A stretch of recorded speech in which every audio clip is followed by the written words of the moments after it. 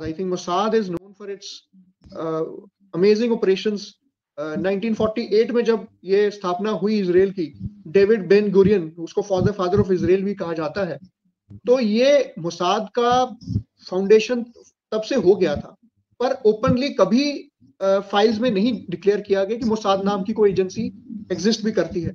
वो 1961 में एक जब ऑपरेशन हुआ तो वहां पे उनको पब्लिकली एक्सेप्ट करना पड़ा कि yes there is this, we have an intelligence agency that is called Mossad. और मोसाद के एक बड़े ही पॉपुलर एक स्पाई हैं जो उनके ऊपर नेटफ्लिक्स की एक सीरीज भी बन चुकी है, एली कोहेन, अगर आपने नाम सुना होगा एली कोहेन का।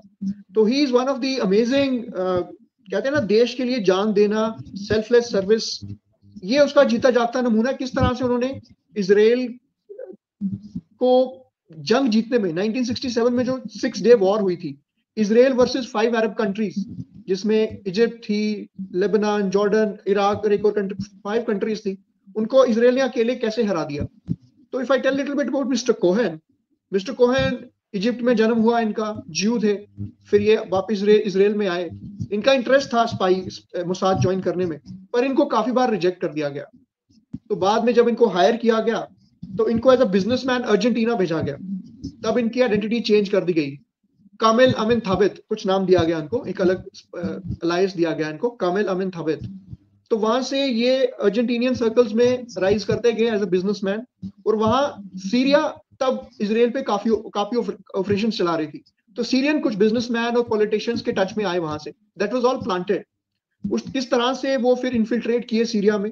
सीरिया के तब के बहुत ही एक मशहूर पॉलिटिशियन थे मिस्टर अमिन, उनके ये काफी करीबी हो गए, और कितने सालों तक वो 4 से 5 साल तक लगातार वो वहां रहते हुए, वहां मिलिट्री डमास्कस के मिलिट्री हेडक्वार्टर्स के पास रह के किस तरह से उन्होंने सीक्रेट इंफॉर्मेशन को ट्रांसमीटर के थ्रू वो देते रहे। और 67 की जो वॉर की मैं बात कर रहा था, वहां इजराइल के जीतने के पीछे इनका काफी ज्यादा कंट्रीब्यूशन भी रहा। और गोलन हाइट्स, अगर आप जानते हो, गोलन हाइट्स को जीतने में भी मिस्टर अली कोहेन और कामिल अमिन थाबित, जिनका जो अलायंस नेम था, उनका बहुत ही जबरदस्त कंट्रीब्यूशन था। 1964 में देखिए, एक स्पाई की जिंदगी काफी ही एक गुमनामी में रहती है। वो अपनी फैमिली से मुझे लगता है 5 वर्षों में 2 या 3 बार मिले होंगे, ऐसा ही था।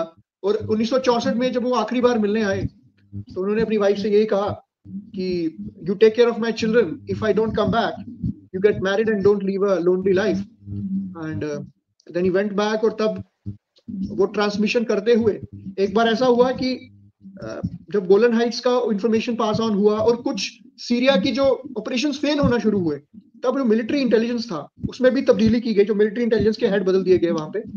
तब उनको शक हुआ कि कुछ ना कोई मोल है जो हमारी इंफॉर्मेशन इजराइल को पास कर रहा है। तो एक रात ऐसा किया गया कि क्योंकि ये मिलिट्री हेडक्वार्टर्स के पास ही ये रहते थे, वो पूरी मिलिट्री ट्रांसमिशन बंद कर दी गई, तो स्पॉट की वो कौन सा एक ट्रांसमिशन है, वो कहां से जा रहा है। तो उन्होंने अपनी टेक्नोलॉजी को यूज करके ट्रेस आउट किया सोर्स कहां से हो रहा है, तो रंगे हाथों मिस्टर कोहेन को पकड़ लिया गया, और फिर उनको अपनी सुनवाई का भी मौका नहीं दिया, और जो डमास्कस स्क्वायर में उनको पब्लिकली एग्जीक्यूट किया गया। और ये उनके गले में एक पोस्टर चिपकाया गया जिसमें लिखा था कि this is a gift to Israel from the Arab world. तो ये बात इस तरह से वो अपने देश के लिए लड़ते हुए शहीद भी हुए, और उनकी एशेस तक भी नहीं लौटाई गई, उनके जो रिमेन्स थे वो भी नहीं लौटाई गई। इनफैक्ट उनको 3 बार अलग अलग जगह पे दफनाया गया है सीरिया के द्वारा, ताकि उनको खुद नहीं पता है कि अभी मिस्टर कोहेन की रिमेन्स कहाँ हैं। So this is just one example to show you how these people, they work selflessly to serve their own countries.